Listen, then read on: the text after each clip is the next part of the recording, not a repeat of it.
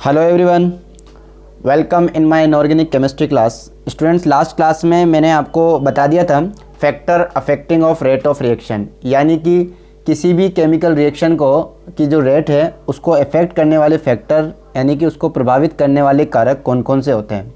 उनके बाद आज हम पढ़ेंगे बच्चों रेट ऑफ रिएक्शंस के अंदर आज हम ऑर्डर ऑफ रिएक्शन और मॉलिक्यूलरिटी के बारे में पढ़ेंगे। ठीक है, तो आज का टॉपिक होगा हमारा ऑर्डर ऑफ रिएक्शन। आज का टॉपिक है बच्चों हमारा ऑर्डर ऑफ रिएक्शंस।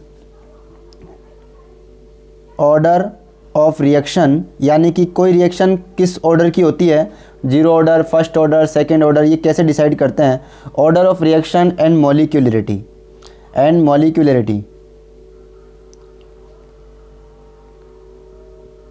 तो ऑर्डर ऑफ रिएक्शन और मॉलिक्यूलरिटी ये दोनों अलग अलग टर्म्स है बच्चों। हिंदी में कहते हैं, हिंदी में इनको हम बोलते हैं बच्चों अभिक्रिया की कोटि, अभिक्रिया की कोटि और अणुसंख्यता।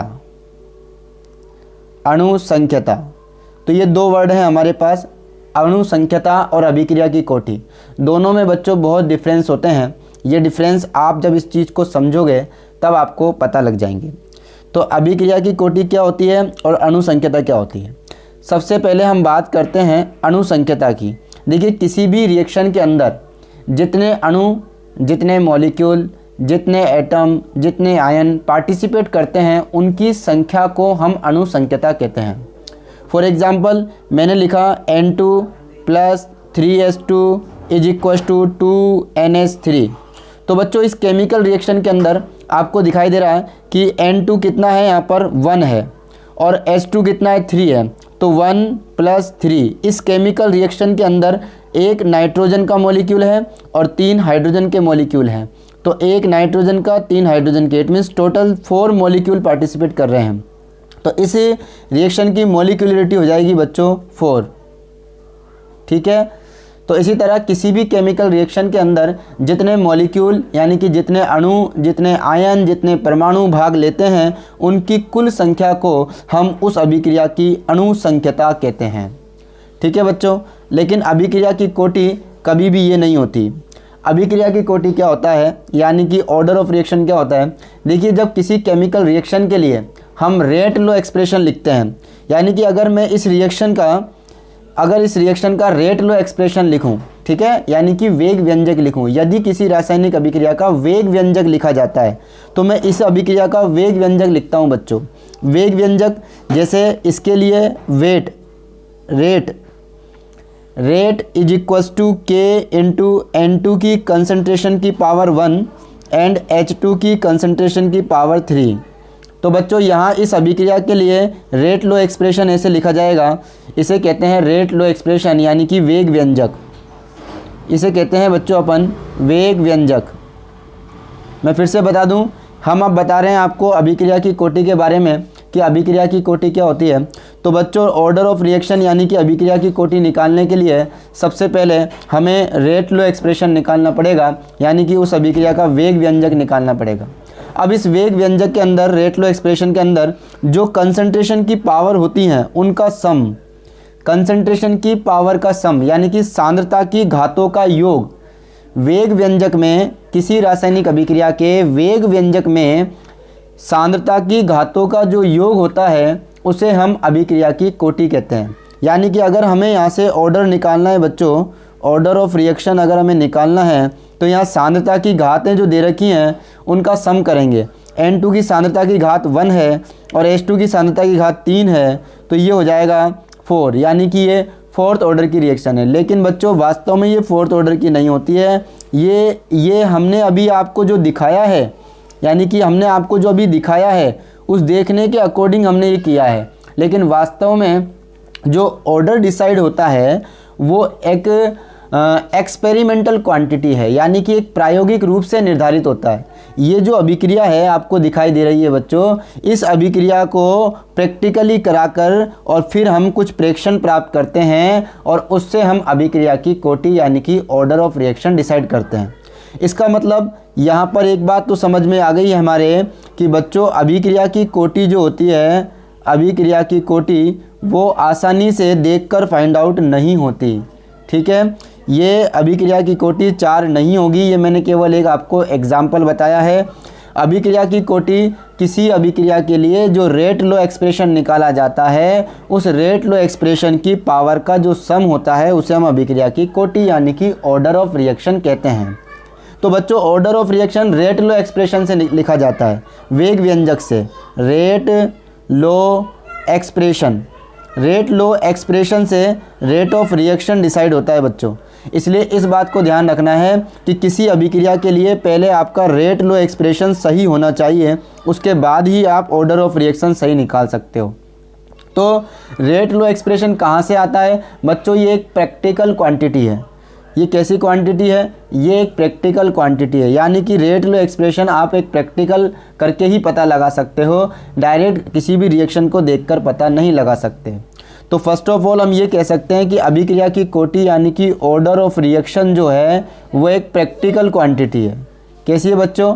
एक्सपेरिमेंटल क्वांटिटी आप इसको बोल सकते हो, एक्सपेरिमेंटल, ठीक है ना, यानी कि प्रायोगिक राशि है। कैसी राशि है बच्चों?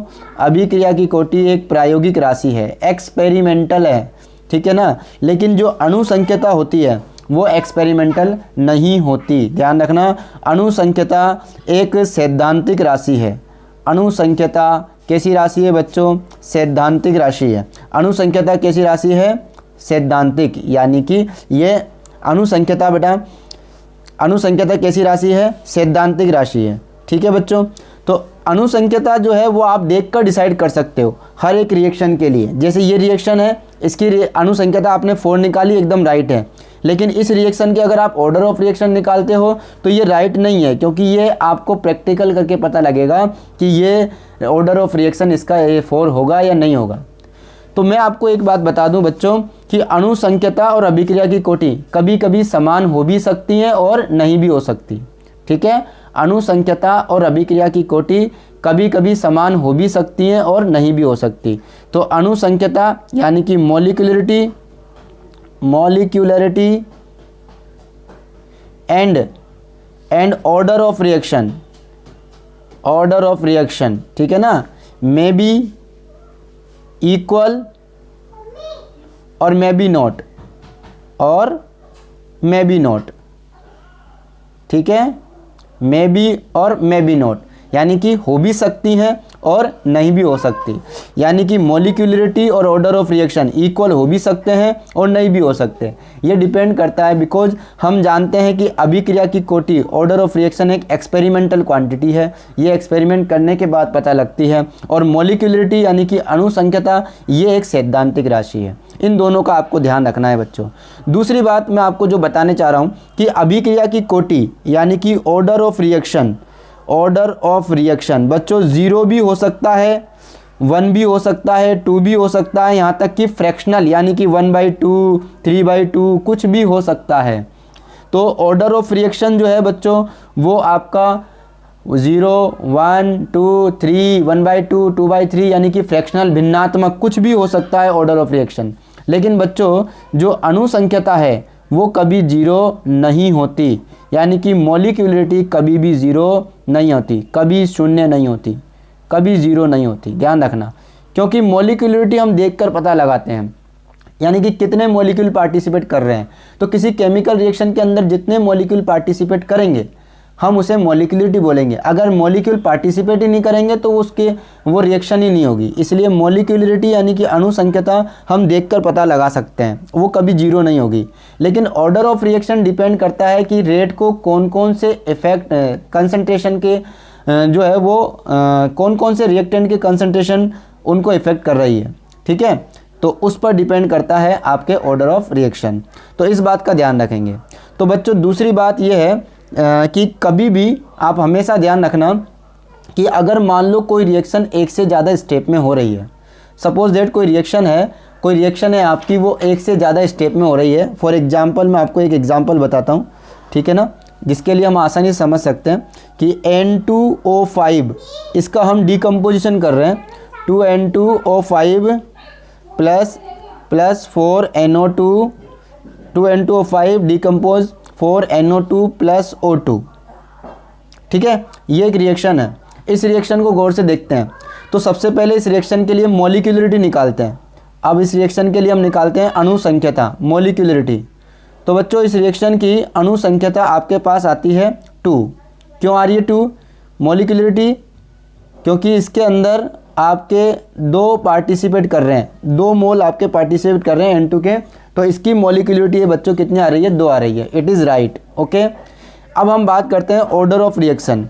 तो इसके लिए अगर मैं रेट लो एक्सप्रेशन लिखूं तो रेट इज इक्वल टू के into concentration of reactant, reactant की कंसनट्रेशन, N2O5 की कंसनट्रेशन और इसकी पावर इसका स्टोइकियोमेट्रिक कोफिशिएंट।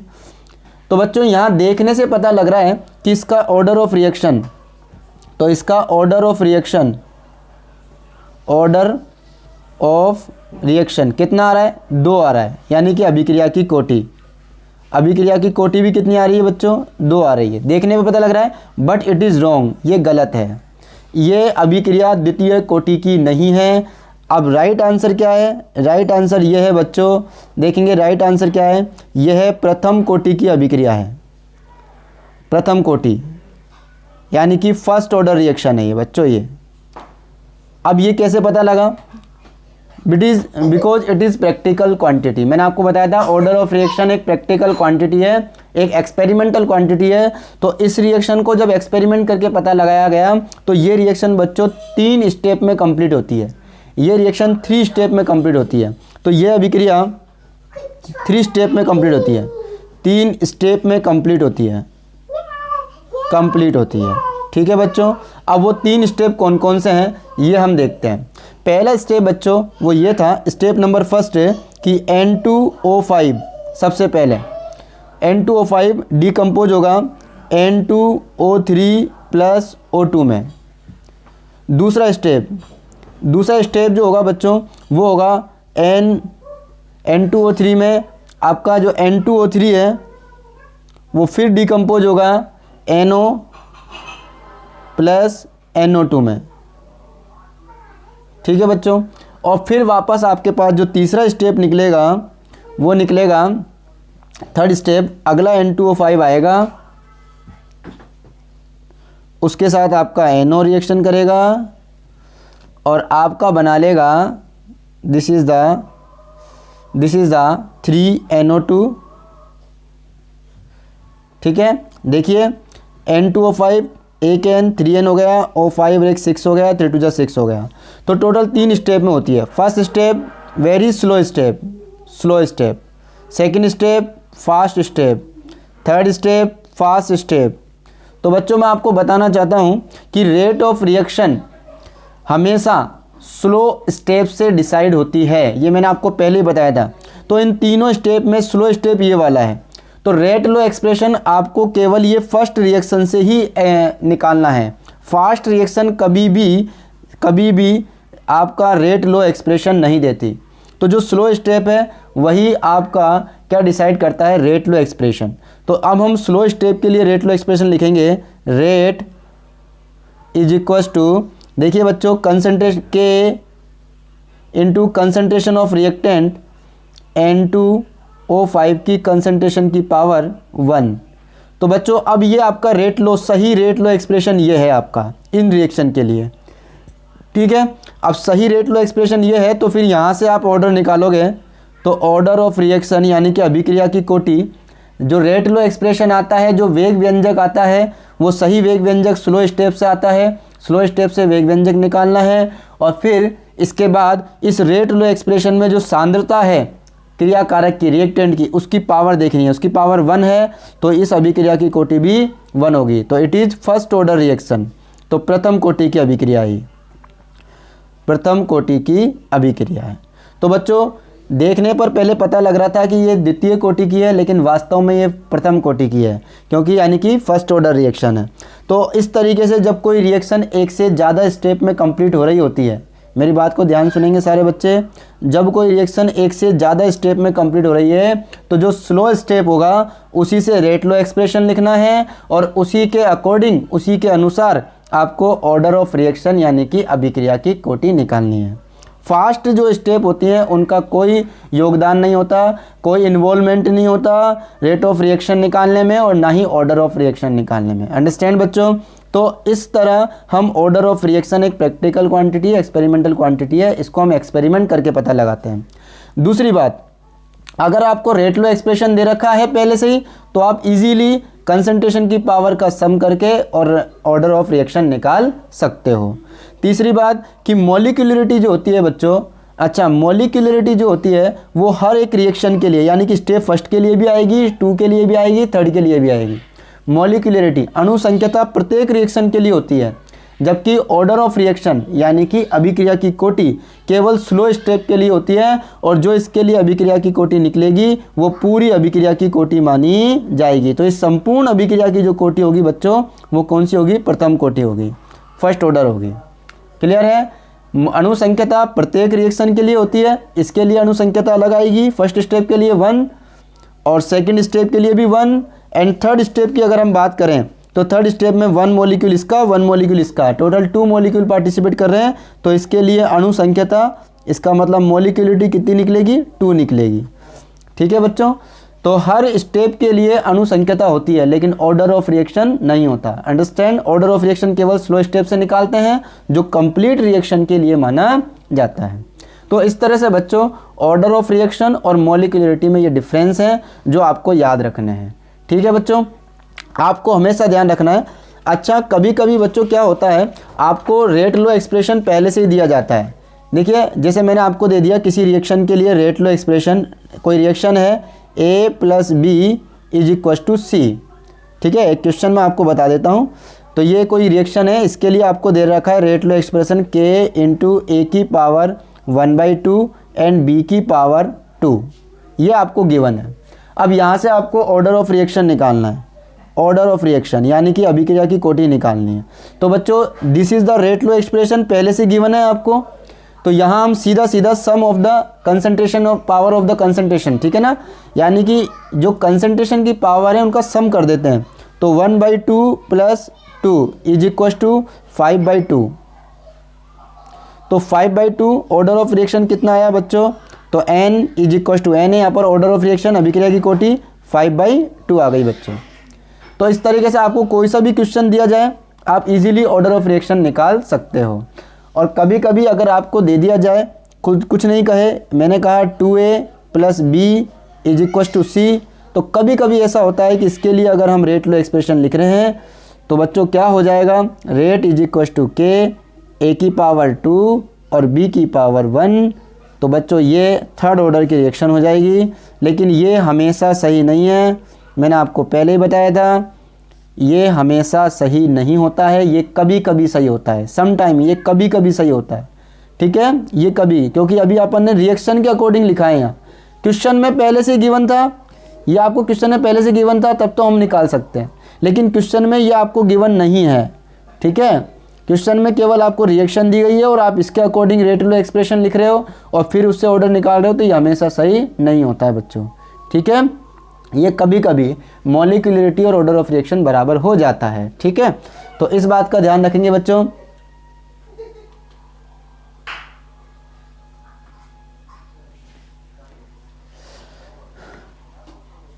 ठीक है स्टूडेंट्स, ऐसे ही मैं कुछ और क्वेश्चन आपको करा देता हूं ताकि आपको कोई दिक्कत नहीं आए। एक क्वेश्चन और ले लेते हैं। मान लो कोई रिएक्शंस है और उसके अंदर आपको मैंने कहा जैसे ये रिएक्शन है, सेकंड ऑर्डर रिएक्शन है। अब मैं खुद कह रहा हूँ आपको सेकंड ऑर्डर रिएक्शन है, तो इसका मतलब आप उसके लिए खुद रेट एक्सप्रेशन लिख सकते हो।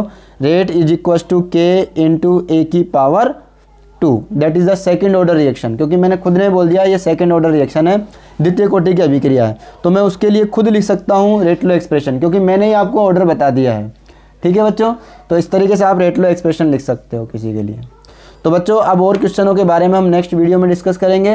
तो मिलते हैं अब हम नेक्स्ट वीडियो में नए टॉपिक के साथ। और नेक्स्ट वीडियो जो होगा बच्चों बहुत ही इंपॉर्टेंट होगा, बिल्कुल भी मिस मत करना उसको। आप हमारे वीडियो को लाइक करते रहें। मिलते हैं नेक्स्ट क्लास में। Thank you so much, goodbye and take care.